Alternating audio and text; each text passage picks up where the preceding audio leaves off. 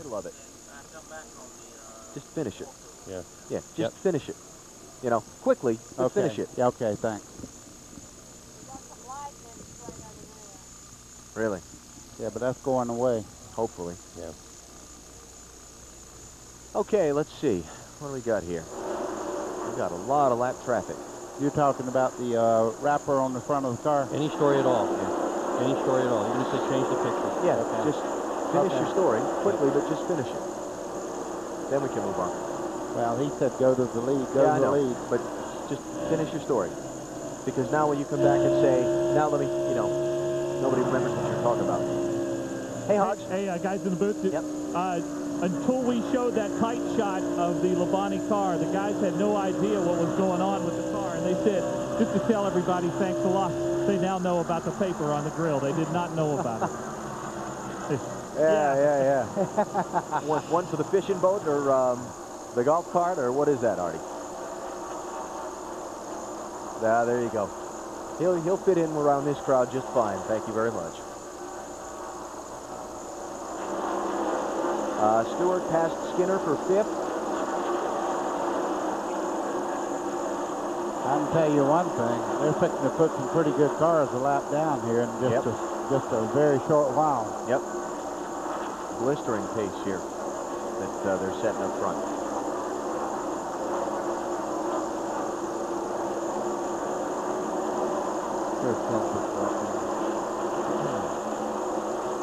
Yep.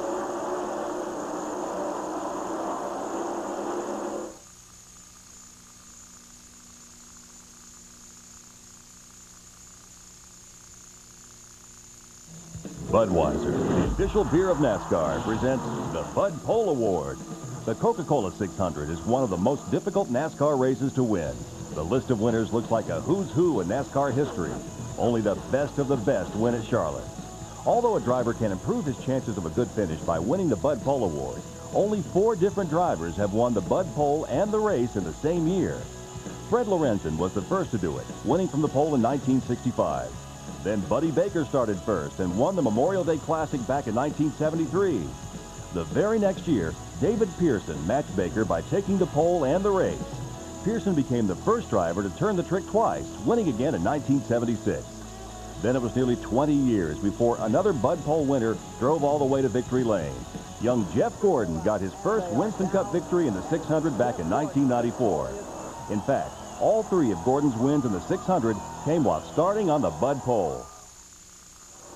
And there's the man who was the Bud Pole winner for the Coca-Cola 600, Dale Earnhardt Jr., his first career Winston Cup Bud Pole Award, and he's making good use of it in the early going in the race. Looking at the intervals now as we take a little look back through the field, upper left of your screen, you see the distance in seconds up to the race leader, and what you're going to see there fairly quickly is that this field has gotten strung out. 11th place car, 13 seconds behind. Now here's Ward Burton riding back in 32nd position and very much in danger of getting overtaken by the race leader Dale Earnhardt Jr. Let's get an update from his pit with Marty Snyder. Yeah, Alan, they started 31st, and they're now running 32nd, and there are troubles on the second-place man in points car. He has a bad vibration, and he said, guys, this car is junk. They were kind of surprised because they thought they would be a little better today. The car has a very bad vibration. He's loose, and he's not gaining spots. They're going to try and fix him when he comes in. They originally thought it was a tire that had equalized, but that is not the problem. It's just the chassis. Ward Burton only 3 points behind Bobby Labonte in the NASCAR Winston Cup Championship standings, and as tight as things are, 78 points all the way back through the top 5. Way up top, he wants to break loose a little bit more in the middle. That's Crew Chief Tommy Baldwin talking to Ward there. He cannot afford to run in the back of the pack all night tonight, that's for sure. Now, we've had a little bit of shuffling in the top 5. Jeremy Mayfield has gone to 3rd position, Tony Stewart to 4th, and Bill Elliott has fallen back to 5th.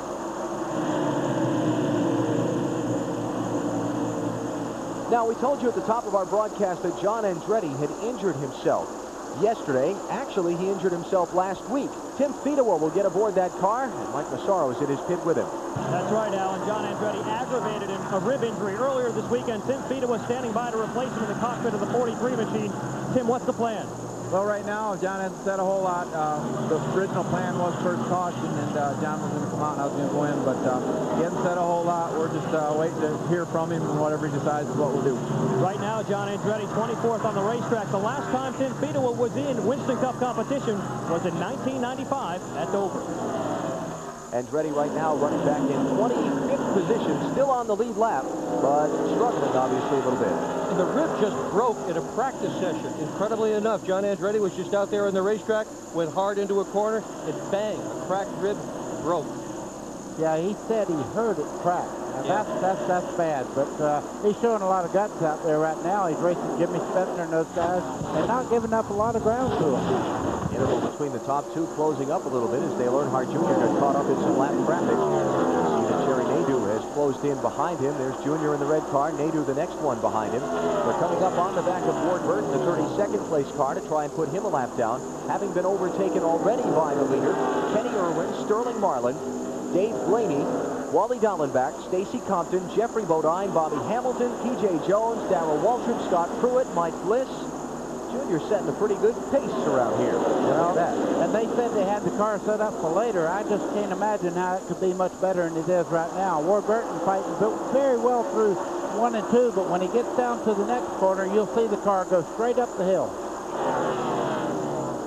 We're already through the 50-mile mark of the Coca-Cola 600. Dale Earnhardt Jr.'s led just about all the laps so far. We're back with more of our live coverage on TBS shortly.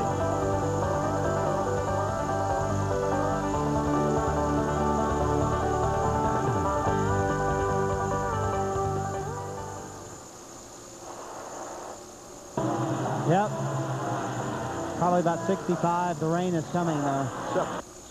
Some of them will come in around 55. They'll start coming in early with these cars. Way off the pace. Who did? Phil Elliott, 58. Well, new leader. New leader. New leader. 93 just hit the wall as well. A little bit. Yeah, Bobby Labonte's going to pit in about 9 laps from now, about lap 58. Yeah. Anywhere after 55, they'll start dumping in, Ben. And we got a lead change. Yes. Ben Green Harvey, flag this is is still Massaro. out. Ben Harvey, Massaro. What do you want me to do if a caution comes out? Do you want to hang out in the Andretti pit and make the transition? Okay. Yeah, we need to do a weather update. No, he's not. No, he's not off the pace. Okay, what are we doing?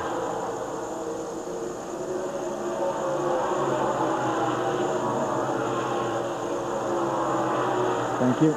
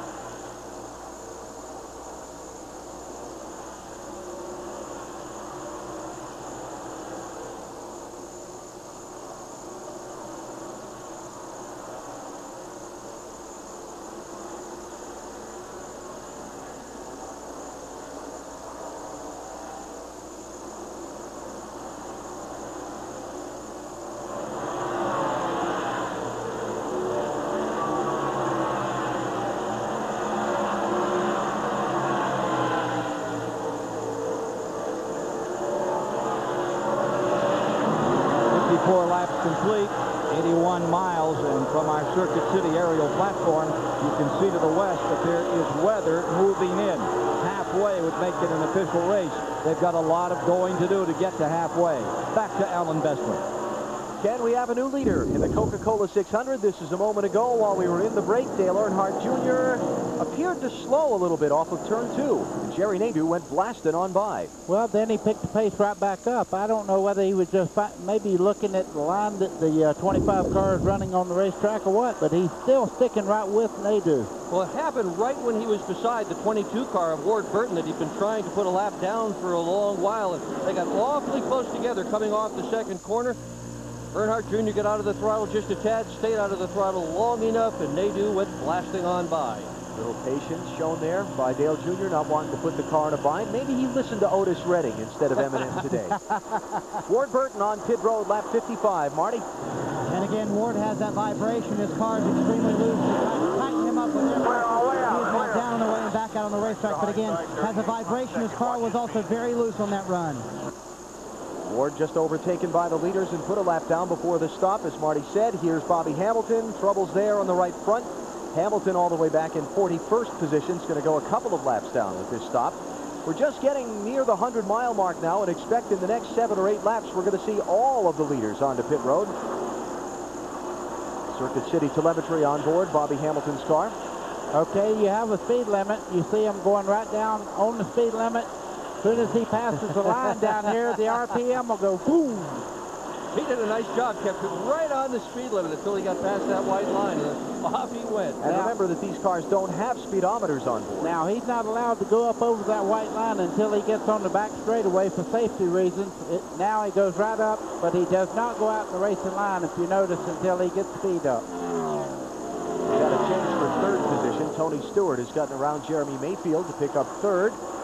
As we look at the leader picking through some more lap traffic, John Andretti, Jimmy Spencer going a lap down. Storyline of the first part of this race has been people get put a lap down early, and in a 600-mile race to have that done before you're even 100 miles in, that is not going to be a good night. Well, one of the great things that happened to Nadeau yesterday in the last practice, he went in and got under a car and lost the back of the car, and they fixed it.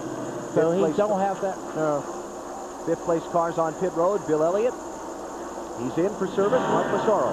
And the drive-through crew goes to work on the right side right away. This car's down right in the middle of the corner.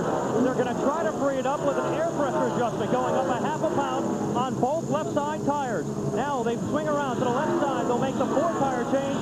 2 cans of 76 Racing Fuel. He's finally down and away. 17.5 seconds. A good stop for Bill Elliott. Very competitive stop. Jeremy Mayfield is in. Getting service on his machine. Rusty Wallace comes down pit road also. Jimmy Spencer's in. There's Rusty. Robert Presley's just leaving pit road. As we look at Wallace's crew go to work. What's the official signal? Signaling something. Rusty is going to get a penalty for being too fast entering pit road. That's going to be a 15-second penalty once they finish the work on the car. So when everybody steps away, there it is. That was a brave official to stand there. Rusty did put it in gear, made as if he was going to go forward. The official timing it now. 15 seconds is a long time. It's forever. 29.3. Oh, wow. That's almost a full lap around this racetrack. Stacy Compton's also going to be coming back to pit road. He was speeding leaving the pit lane. He's going to get a stop-and-go penalty. They enforce the penalty if they can get it while you're still there. If you're speed coming in, they enforce it while you're on pit road. If you do it when you're leaving, you got to come back in. I think that's even more costly than the 15 seconds. Here's Steve Park on the pit lane. Schrader. Schrader in the grass trying to get in there. That's brave. Yeah. Or he's leaving the pit road, the whole deal there. Tony Stewart is on pit road as well. P.J. Jones has been in for service in the Robbie Gordon car. John Andretti is also coming down pit road. We'll keep an eye out there to see if they make the driver change. Park's crew going to work. Mark Martin's coming in. 18.8 on the Park car. He heads off. There's the Tony Stewart crew going to work on the Home Depot machine. Good stop. Look at that. 15.4. Terrific job by that crew. See some high fives in that pit crew when they get him out back on the racetrack. Here Mark comes Martin Junior is on the pit road. There's Dale Jr. coming in. This is lap 63, just shy of 100 miles. Mike Hogwood. Well, Dale Jr. had told his guys, fellas, I wore the right rear blown out. Tony Uri Sr., Tony Uri Jr. heading up this crew that has done so well. No adjustment at all. 4 tires, a full tank of fuel for Dale Earnhardt Jr., the pole sitter. 16.5, what a stop. Nadeau, the leader, is in on pit road. Tony Stewart had called him in. There are going to be no adjustments here. Jerry Nadeau has been very happy with this car. They do have some planned adjustments to make with air pressure when it gets a little cooler on the track, but they're not making them now. Down around to the left side. Car is up on the jack. Tires are on. Looks like a good stop for Nadeau. Fuel is in. Oh, the engine shut off. Got it fired. He's away, but a costly stop. Stop, guys. 16-second stop. Great stop. Go, Jerry, go. Dale Earnhardt Jr. coming around, kind of racing Jerry Nadeau back off into the corner. Shouldn't be a contest because of that little glitch that Nadeau had trying to leave the pit lane. Well, where is he? Maybe it's going to be more of a contest than I thought. Yeah, Nadeau's going down the back straightaway. He'll retain the advantage he has. He's already into turn 3. Earnhardt just now getting there. So Jerry Nadeau gets off of pit road ahead of Dale Earnhardt Jr. despite the little hiccup there when he dumped the clutch. Now Jeff Gordon is the race leader. He's not yet visited the pit road. It's Gordon, Kenny Irwin, and then Jeremy Mayfield, who will apparently win the race off the pit lane. There's Gordon. He just came down the pit lane, made his stop, is beginning to head back up onto the racetrack. So it looks like Jeremy Mayfield will win the exchange on this round of pit stops, and he should take over the race lead in just a couple of more laps here in Charlotte.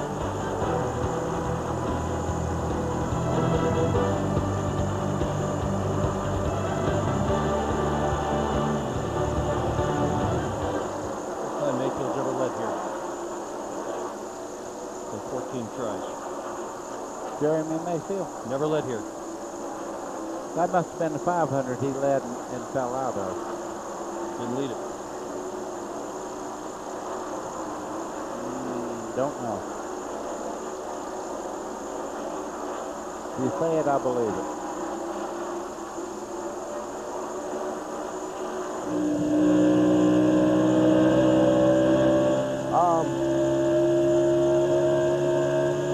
To hear from a crew That's chief. just tape, and the reason that's up there, they grab that tape and they take those tear-off sheets on the windshield off with it. You're talking about this, right? Yeah.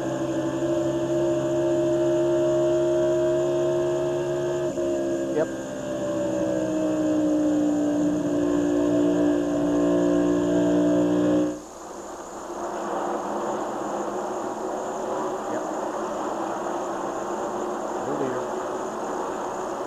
Look at this. That's a, yep.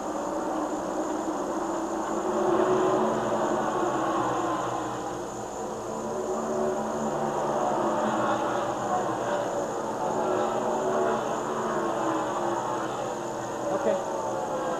No problem. Yeah, you're all right. I can handle it. It's okay. Enthusiasm is good. Hey, Ben. Enthusiasm is good. Ben. Yes.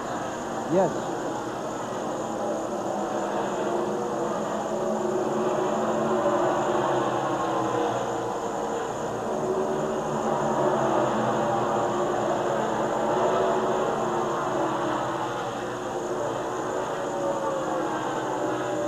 Exciting racing at Lowe's Motor Speedway in the 41st annual Coca-Cola 600. We've already covered 100 miles, and for the moment, Tony Stewart has the advantage. He just swept around Jeremy Mayfield after those first pit stops to take first place. Stewart now the leader.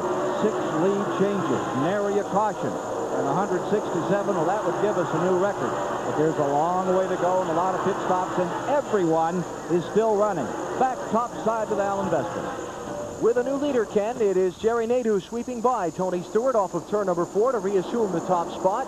Nadeau out in front as we are just across the 100-mile mark. Caution-free so far. We've had 7 now lead changes among 6 different drivers. Nadeau getting instructions. Oh, Stewart! Oh, Wow. man, I thought he was gone. He should have been gone. He was that far out of shape, but Stewart did a brilliant job. Gathered the car back up again and hardly lost any spot. Field summary upper left of your screen lets you know where everybody stands at this point in the Coca-Cola 600. Nice job, Tony. There we go. There's our field summary. You see Nadeau, the race leader, over Mayfield and Stewart. Dale Earnhardt Jr. fell back to 6th after the pit stops. He has just moved back up to the 4th position. There's Jr., Bill Elliott, one of the drivers who was chasing Earnhardt Jr. and in fact led a couple of laps early in the event. He's now 5th. You can see that Nadeau has about a 15-car length lead right now, and the reason for that is Mayfield checked up when the car got sideways a second ago. Dale Jarrett fell back some in the opening laps. He's up to 9th position. Mark Martin has moved up to 12th. He started the race back in 19th spot. You'll come through. You really used the car because you clear about 12, 14 car lengths. He ran the longest of anyone on the fuel as the listener Jerry Nadeau's spotter there. Farther back in the field, you will see the Ricky Rudd car and Jeff Burton. He had dropped back to some 30th in the opening laps of this event. Burton has moved back up nicely after the round of pit stops to 19th position. Rusty Wallace got penalized there on pit road. He was 10th before the stops. He's back in 16th now. We look again at Jeff Burton, who's running in 19th position, as we continue our rundown at the top left of your screen.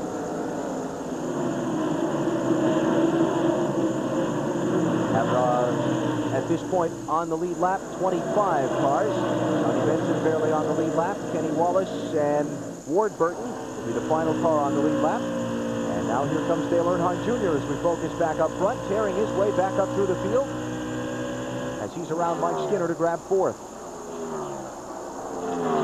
Actually, Skinner's around him to grab 4th. I had that backwards, didn't I? Bobby Labonte running in 6th spot right now. The 18 car, currently the points leader. Junior on the outside of him. Labonte second in both races here at Lowe's last year. Can't come much closer to that without winning this thing. He got him. So Dale Jr.'s car not behaving quite as well at this point in the race as it did on that first set of tires from the start. You see Dale Jr. just then waved at Labonte. He said, thanks very much. You were very polite the way you passed me. Appreciate that, but now I'm going by you on the high side.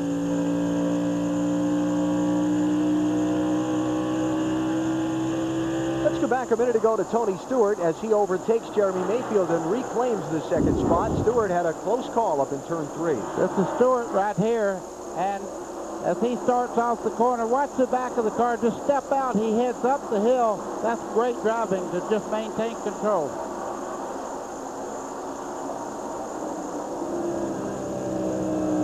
Stewart there. You know what he hit? Did you see that little black thing come through the bottom of the screen? There's a patch on the racetrack in turn 3 rather. I think he caught that with the left side tires and his car just broke traction.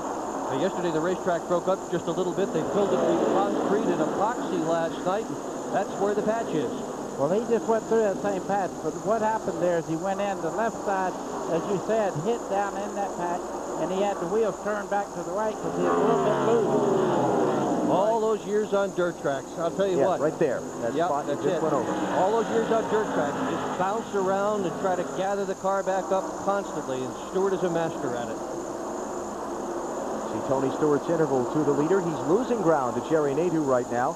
Nadeau's last lap was 172 miles an hour, and Stewart's was 169.7.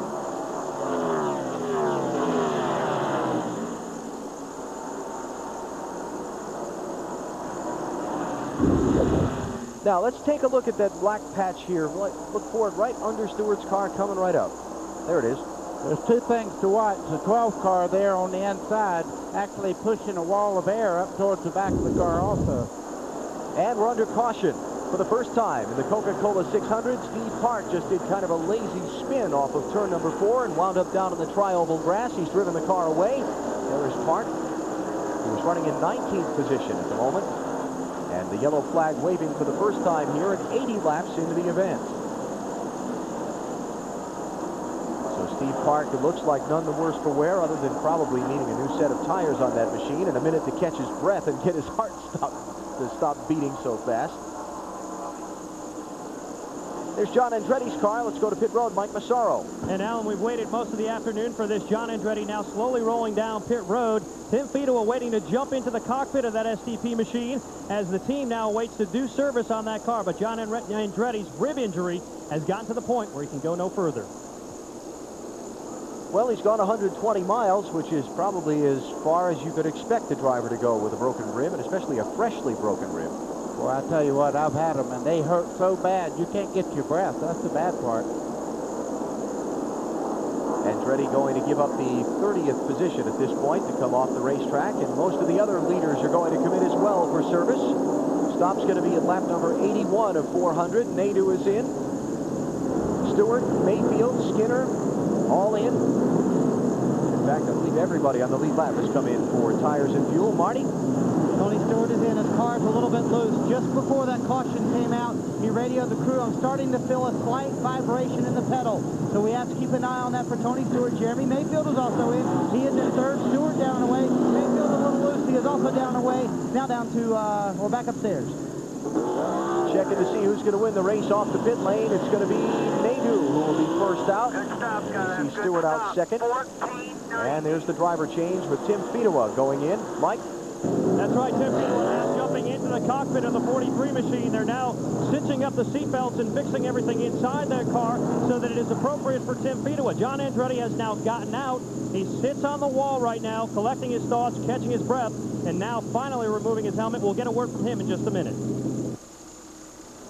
That's Phil Horton, the gentleman in the red shirt standing right behind Andretti. He's an athletic trainer and physical therapist that works with a lot of the drivers and no doubt there to tend to John Andretti's needs.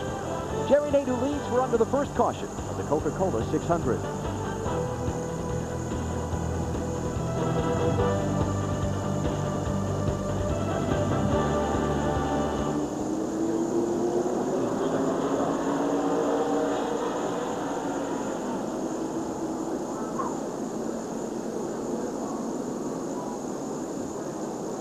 Do we have the spin? We need to establish what an upset this is, that Nadeau is leading all these laps. Okay. Yep. That's 25 car never won a race. Oh, yeah. Yeah, but the last one was Schrader in 1991. 91, yeah. Since 91 it's been. Yeah. That's basically a whole new team. Yeah, oh, and then some. Since then. Sure. Well, he really got out there, didn't he? Uh-oh. There's a penalty. Somebody's in trouble. It's over here, Alan. 22 car? Yeah, it's a 22. Well, I don't know. That's okay. It's better than nothing, right?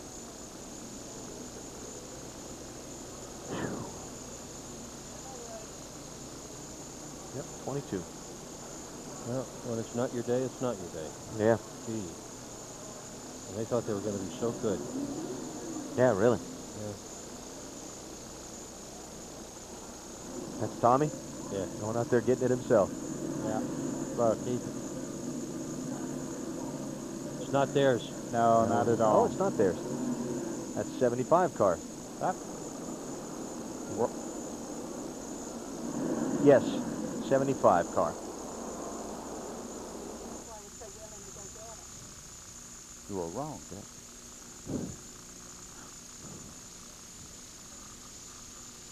Oh, that's a good one. Right off four, right by itself. Yeah, it's okay. I saw it happen. Yep. We're on one to go. Right? Yep. That's what they're saying. If he hit it, probably has some nose damage on the car also.